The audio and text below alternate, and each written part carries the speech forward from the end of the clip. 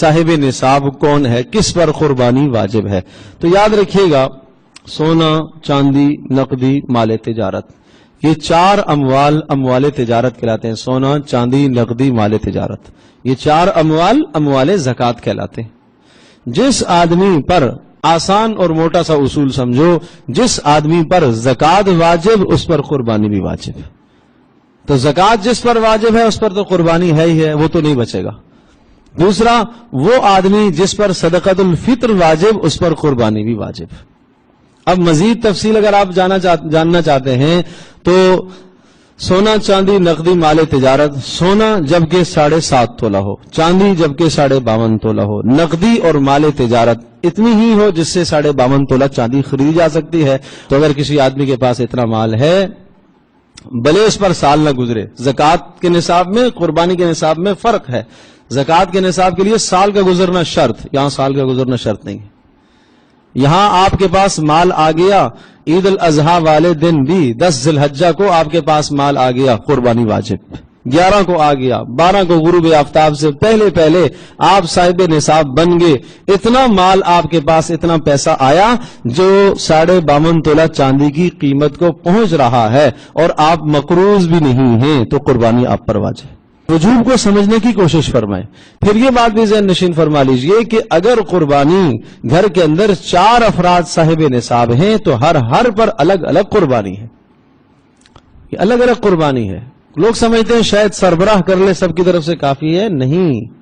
اب مثال کے طور پر سربراہ ہے, مرد قربانی کرتا ہے, اس کے پاس اتنا پیسہ پڑا ہوا ہے, بینک میں اس کے پاس اتنا پیسہ ہے, تو قربانی واجب ہے. ہر سال وہ زکوٰۃ نکالتا ہے تو قربانی بھی واجب ہے اس پر. اب خاتون خانہ, اس کے پاس سونا ہے, 7.5 تولے سونا ہے, یا 7.5 تولے نہیں ہے لیکن اس سے کم ہے. یہاں ایک اہم نقطہ سمجھیے گا, 7.5 تولے نہیں ہے, 1 تولہ سونا ہے, 2 تولہ سونا ہے, 1.5 تولہ سونا ہے. اس 1.5 تولہ 2 تولہ سونے کے ساتھ کچھ کیش بھی موجود ہے. 1.5 تولے سونے کے ساتھ کچھ کیش بھی موجود ہے. تو یہ 1 یا 1.5 تولہ سونا اور وہ جو کیش آپ کے پاس ہے, چاہے 100 روپیہ ہی کیوں نہ ہو, ان دونوں کو ملائیں تو یہ قیمت بن جاتی ہے. تو اس لیے اپنے گھروں کے نصاب کو ذرا دیکھو, خواتین بھی اپنے نصابوں کو دیکھیں. بچیوں کے لیے جو آپ نے زیورات رکھے ہوئے ہیں, اگر آپ نے بچیوں کی ملکیت میں دے دیے اور بچیاں بالغہ ہیں تو ان پر بھی قربانی آئے گی. اتنا نصاب جو میں بتا چکا ہوں, اتنا نصاب اگر ان کے پاس بھی ہے اور وہ بالغہ ہیں تو ان پر قربانی واجب. اور اگر آپ نے ان کے نصاب سونا آپ نے ان کو دیا نہیں ہے, ابھی ماں کے پاس ہی, ماں کے قبضے میں رکھا ہوا ہے, تو پھر تو نہیں آئے گی.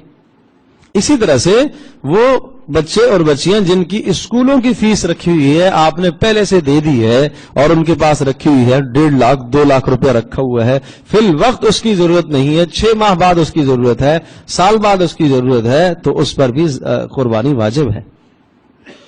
اسی طرح سے وہ بچیاں جنہوں نے جہیز کا سامان اپنے پاس اپنے گھر میں رکھا ہوا ہے, جہیز کی چیزیں خرید کے رکھی ہے, ایک فریج لے کے رکھ دیا ہے, واشنگ مشین لے کے رکھ لی ہے, ابھی اس کی ضرورت نہیں ہے, سال ہے شادی کو, 2 سال شادی کو باقی ہے, ابھی اس کی ضرورت نہیں ہے, یہ اس کے پاس ضرورت سے زائد سامان ہے, اس پر بھی قربانی واجب ہے.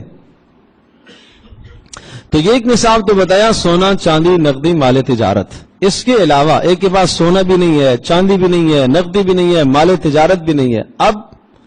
اب اگر گھر میں ضرورت سے زائد اتنا سامان ہے جس کی مالیت 52.5 تولہ چاندی کی قیمت کو پہنچ جاتی ہے, تو اس پر قربانی واجب ہے. زکوٰۃ کے نصاب میں اور قربانی کے نصاب میں یہ 2 فرق ہے. کہ زکوٰۃ کے نصاب میں پہلا فرق تو یہ ہے کہ وہاں سال کا گزرنا ضروری, اور دوسرا زکوٰۃ کا نصاب جو ہوتا ہے سونا, چاندی, نقدی, مال تجارت, بس یہ 4 چیزیں, 4 کے علاوہ 5ویں کوئی شے نہیں ہے.